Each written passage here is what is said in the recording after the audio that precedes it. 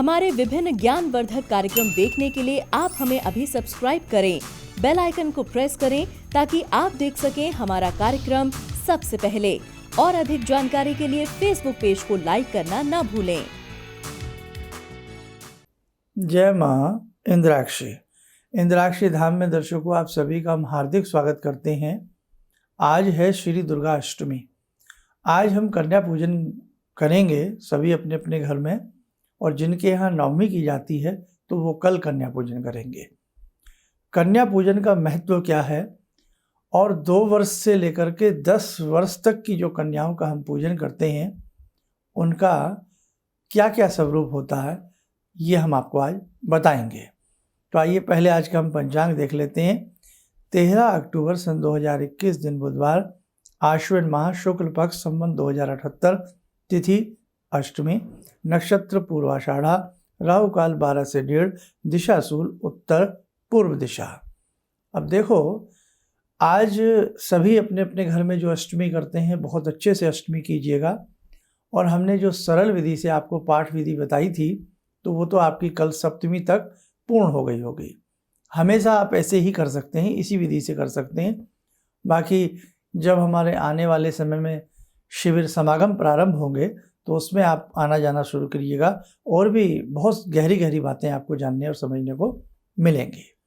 बाकी अच्छे से हमारा कार्यक्रम हमेशा हमेशा देखते रहिएगा। आज जिनका सप्तमी पाठ पूरा हो चुका है और जिनके घर में अष्टमी होती है तो भगवती को अच्छे से धूप दीप दे करके 16 प्रकार से उनके वस्तुएं जो हम बताते हैं पंचोपचार या षोडोपचार करके भगवती को तिलक आदि लगा करके आज के दिन भगवती को नारिकेल का जो नारियल होता है ना, उसकी गिरी का भोग लगाया जाता है, बड़ा अच्छा रहता है। और बाद में वही भोग कन्याओं को भी बांटा जाता है। तो आज सबसे पहले भगवती का पूजा अर्चना कर लें। पाठ तो आपका पूर्ण हो ही गया है। अधिक के लिए जैसे नवारण मंत्र की 3 माला कर लें, 5 माला कर लें। इसके साथ साथ और सिद्ध कुंजी का है, जो भी आपकी दैनिक पूजन है वो अच्छे से करके अपनी रसोई को तैयार करें। आपने आज के दिन जो भी कन्याओं के लिए पूजन के लिए बनाया है उसे अच्छे से सारा रेडी टू मूव रखें। और कढ़ाई में जिसमें आप हलवा बनाएंगे साफ स्वच्छ कढ़ाई होनी चाहिए, उसमें मांसाहार आदि का प्रयोग कभी ना किया गया हो। दूसरी बात, जब वो बनकर के तैयार हो जाए तो कढ़ाई के दाहिने कूंदे पर जो पकड़ने वाला होता है वहाँ धागा कलावा बांधें दुर्गा जी का ध्यान करते हुए, और तिलक लगा दें माँ इंद्राक्षी का ध्यान करके। सबसे पहले भोग भगवती को लगा दें। बाद में जैसे हमने कल भी सारी बातें बता दी थी चलते चलते भी आपको, तो वही भोग सारे भोग में मिला करके फिर जो कन्याएं वगैरह आप कराएंगे उन सबको खिलाएं। तो आइए आज का थोड़ा स्वरूप जान लें और कल का भी हम संक्षिप्त रूप में बता देते हैं। आइए जानें आज का स्वरूप। आज महागौरी का पूजन किया जाता है, यानी कि जो भी आप भगवती का आज पूजन करें महागौरी का ध्यान करते हुए करें कि आज का ये पूजन भगवती महागौरी को समर्पित है। कल का जो पूजन रहेगा वो भगवती सिद्धिदात्री का रहेगा। आज का जो नैवेद्य लगता है अष्टमी के हिसाब से वो भगवती को नारियल की गिरी का भोग लगाएं, या नारियल के 2 टुकड़े करके उसका भोग लगा सकते हैं अगर मंदिर वगैरह आप जा रहे हैं तो, नहीं तो घर में नारियल का ही गिरी का भोग लगाएं। कल का जो भोग रहेगा यानी कि नवमी का, वो धान का लावा कल भगवती को भोग लगेगा। आज जैसे कि दिन बुधवार है, बुधवार के हिसाब से मक्खन का भोग लगेगा, और कल गुरुवार के हिसाब से भगवती को देसी खांड का भोग लगेगा। और इसमें से कई बार ऐसा कुछ संभव ना हो तो कोई बात नहीं है, जितना आपसे आसानी से बन जाए वो आप कर लें। अब देखिएगा, मैंने जैसे कहा कई बार देसी खांड नहीं मिलती, कई बार कहीं किसी घर में कई बार नारियल नहीं मिल पाता, लाना भूल जाते हैं, तो सर्वश्रेष्ठ है कि भगवती को दूध का भोग लगा दें। और किसी भी ऋतु फल का, जो भी मौसमी फल जैसे आजकल केला है, संतरा है, मौसमी है, किसी भी फल का भगवती को भोग फिर लगाया जा सकता है, ऐसा कुछ नहीं है। और यदि हम जो हम बता रहे हैं प्रॉपर ऐसा लगा सकते हैं तो बहुत अच्छा रहता है।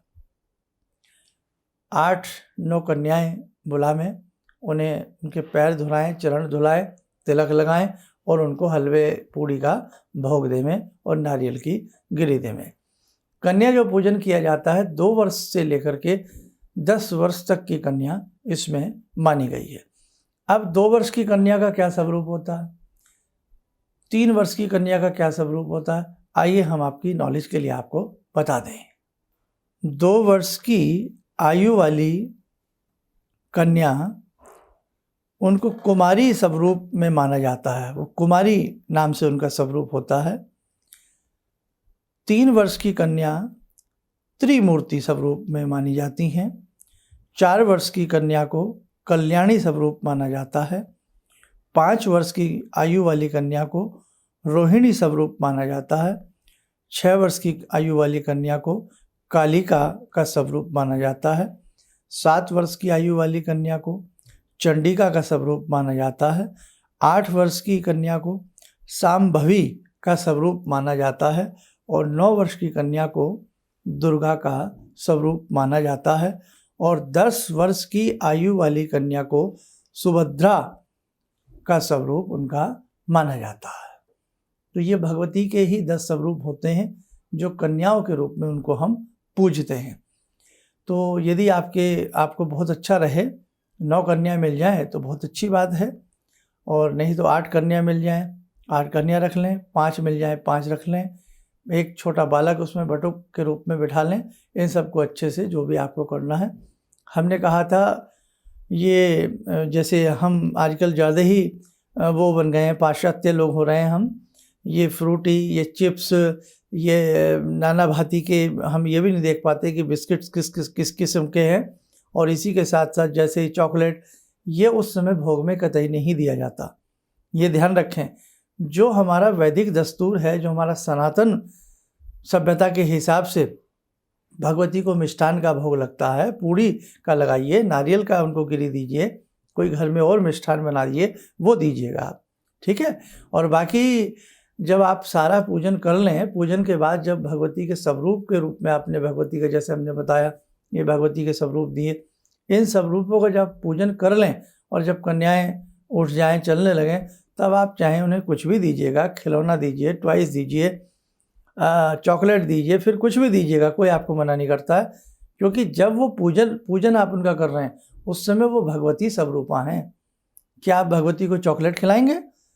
क्या भगवती को आप चिप्स खिलाएंगे?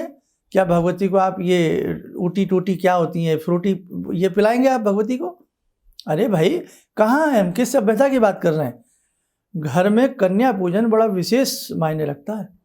भगवती का कितना ही बड़ा अनुष्ठान कर लीजिए आप, यदि कन्या पूजन ढंग से नहीं हुआ तो वो अनुष्ठान अच्छे से नहीं माना जाता। इसलिए मेरी बात का कृपया आप बुरा ना माना करें। तो बाद में आप कुछ भी करिए, क्योंकि बाद में फिर वो बाल स्वरूप है। बाल स्वरूप को आप प्रसन्न करने के लिए आप कुछ भी दीजिएगा, आपको कोई नहीं रोकता है, लेकिन पूजन के समय अपनी सभ्यता का ध्यान रखिएगा। अब बात करते हैं कलश की। सब कन्याएं वगैरह जब आपने देखा भाई अब ये जाएंगी, कलश उठाएं, थोड़ा थोड़ा छींटा मारें, अपने घर में भी छींटा मारें, तो उसके बाद उनको आप विदा करें। एक चीज़ ध्यान रखें, कलश में के नीचे जो आपने जयंती बोई है, जिसको जौ कहते हैं ना, खेती रही जिसको कहा जाता, हमने कल बताया था कि अगर सफ़ेद जौ उसमें पूरा निकल जाए, तिलक लगा करके, धूप दीप दे लगा करके भगवती के चरणों में रख दें दशहरे तक, है ना, दशहरे तक रखें, और दशहरे के दिन फिर उसको उठा करके शाम के समय धूप दीप दे करके गल्ला लोकर तिजोरी में रख लें। भगवती का प्रसाद समझ के धन धान्य की वृद्धि होती रहेगी। और ये पहचान आप कर लें कि पूरा सफ़ेद है या आधा सफ़ेद है आधा हरा है, वो नहीं रखा जाता, उसका हम पूजन करेंगे। अब जो आपने जयंती बोई है, थोड़ी थोड़ी जयंती भगवती को अर्पण कर दें, राम जी को अर्पण कर दें। अब जयंती को जुका तो रखें, पानी वगैरह की हल्के हल्के पानी की व्यवस्था रखें। दशहरे तक ये जयंती आपको रखनी है, और दशहरे में जयंती के कुछ प्रयोग, हमारा जो दशहरे का विशेषांक है वो आप देख लेना, आपको शीघ्र ही सारी बातें उसमें पता लग जाएंगी कि जयंती का क्या महत्व है और उसके क्या क्या प्रयोग हैं, और दशहरे में क्या हम विशेष प्रकार के कुछ उपाय कर सकते हैं। उससे जानने के लिए आप हमारा दशहरा विशेषांक देखें। अब हम एक चीज़ और बताएं, जो ये कलश में जल भर के रखा जाता है बड़ा ही कीमती होता है। मस्तक के ऊपर अभिसिंचन करने से व्यक्ति की मनोकामनाएं पूर्ण होती हैं। रोगी के ऊपर सिंचन करने से रोगी का रोग दूर होता है। घर में उसका सिंचन करने से, छींटे मारने से प्रेत आदि जो भी इस प्रकार की चीज़ें घर में हो, नेगेटिव ऊर्जा हो, वो दूर होती है। खेत खलिहान में पशुओं के ऊपर देने से वृद्धि होती है, यानी कि पशुओं की दूध में वृद्धि होती है। पशु बीमार रहते हैं तो दूर होते हैं, खेत खलिहान में फसल अच्छी आती है। जहाँ संतान ना होती हो, गर्भ न ठहर पाता हो, तो ऐसी स्थिति में भी प्रसाद रूपेण छींटा भी मारा जाए और थोड़ा पीने के लिए भी दिया जाए, भगवती की कृपा से शीघ्र ही झोली भर जाती है। और जो आपके खजाने लॉकर वीरान पड़े हों, थोड़ा जल बचा लें, उनमें भी छींटा मारें तो भगवती की कृपा से धन धान्य की वृद्धि होने लगती है। तो ये सरलता भरी बातें थी, आप नोट करें। बस हमें आपसे एक ही चीज़ चाहिए कि इस प्रकार के जितने भी हम कार्यक्रम देते हैं उन्हें सनातन धर्म के नाते आगे भी शेयर कीजिएगा, आगे भी लोगों को बताइए, ताकि काफ़ी लोग सुन सकें और उन सरल बातों को समझ सकें। और बाकी का जो जल बच जाता है वो किसी गमला में, प्लांट में, कहीं भी आप उसको दे सकते हैं। अब बाकी सारा काम हो गया है। जो नौमी करेंगे वो नौमी को इसी प्रकार से कल नौमी कर लेना, जैसे आज मैंने अष्टमी का प्रारूप बताया है। आगे समझ में? तो नौमी वाले भी ध्यान से इसी एपिसोड को देख लेना। बाकी जो कुछ थोड़ा बहुत मेरे भी माइंड में रह जाती हैं बातें, वो कमी बेसी हम कल सुबह 7 बजे के कार्यक्रम में, कल नौमी में दोबारा से हम बता देंगे। और दशहरा का कार्यक्रम विशेषांक हमारा सुन लेना और देख लेना। आइए साधकों, समय हो चला आज की ध्यान साधना का। आज की ध्यान साधना में भगवती दुर्गा से हम नमन करें और उनकी 2 मिनट के लिए ध्यान साधना करें। ॐ सिन्दूरारुण विग्रहां त्रिनयनां माणिक्यमूले स्फुरात् स्तारानायकशेखरं स्मितमुखी वापेन वक्षोरुवां पाणिभ्यामलपूर्णरत्नचषकां रत्नोत्परां बिभ्रति सौम्यां रत्नगटस्थरक्तचरणां ध्यायेत्परां अम्बिकां खड्गं चक्रगदेषु चापपरिगान् शूलम्बुशुण्डिं शिरा शङ्खं संदधतीं करे स्त्रीनयनां सर्वाङ्गभूषावृतां नीलासमद्युतिमास्य पाददशकां सेवे महाकालिकां यामास्तो स्वपितैहरो कमलजो हन्तुं मधुं कैटवं विद्युद्दामसमप्रभां मृगपते स्कन्दस्थितां भीषणां कन्या विहकरवालखेटविलसा धस्ताविरासेवितां हस्तैश्चक्रगदाशिखेटविशिखां चापं गुणं तर्जनीं विप्राणामलिलात्मिकां शशिधरां दुर्गां त्रिनेत्रां भजे। कवच बना लें, ध्यान करें। भगवती का शुभ आशीष हम सबके ऊपर बरस रहा है।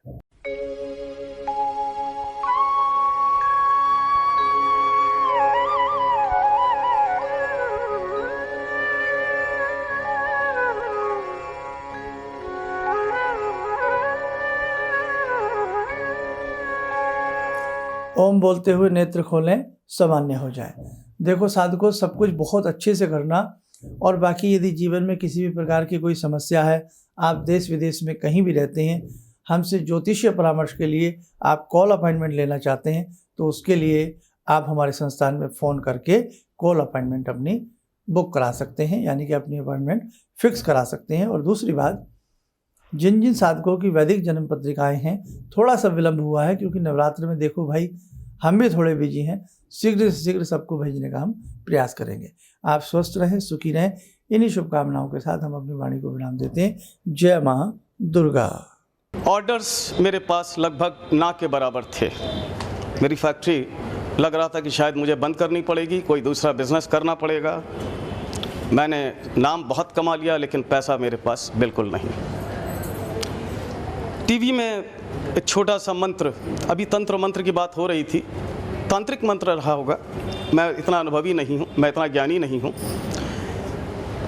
मैंने उस मंत्र को पढ़ा, रविवार के दिन उन्होंने पढ़ने के लिए बताया था। मैंने मंत्र पढ़ा, भंवर वीर भंवर वीर तू चेला मेरा, खोल दुकान कहा कर मेरा। मैंने उन दानों को बिखेरा और आप यकीन नहीं मानेंगे, मेरे दोपहर के समय में ही मेरे पास फ़ोन आने लगे, ऑर्डर्स। आज की तारीख में मैं इतना परेशान हूँ, इतने ऑर्डर्स हैं मेरे पास, लेकिन आज भी मैं परेशान हूँ क्योंकि मैं उन ऑर्डर्स को एग्जीक्यूट नहीं कर सकता। अभी भी मुझे आपकी ही शरण चाहिए। ऑर्डर्स मेरे पास बहुत हैं।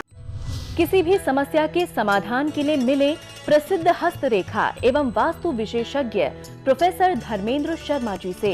नोट: शिविर में भाग लेने हेतु एवं व्यक्तिगत रूप से मिलने के लिए कॉल करने का समय सुबह 10 बजे से शाम 6 बजे तक। हमारे विभिन्न ज्ञानवर्धक कार्यक्रम देखने के लिए आप हमें अभी सब्सक्राइब करें, बेल आइकन को प्रेस करें ताकि आप देख सकें हमारा कार्यक्रम सबसे पहले। और अधिक जानकारी के लिए फेसबुक पेज को लाइक करना न भूलें।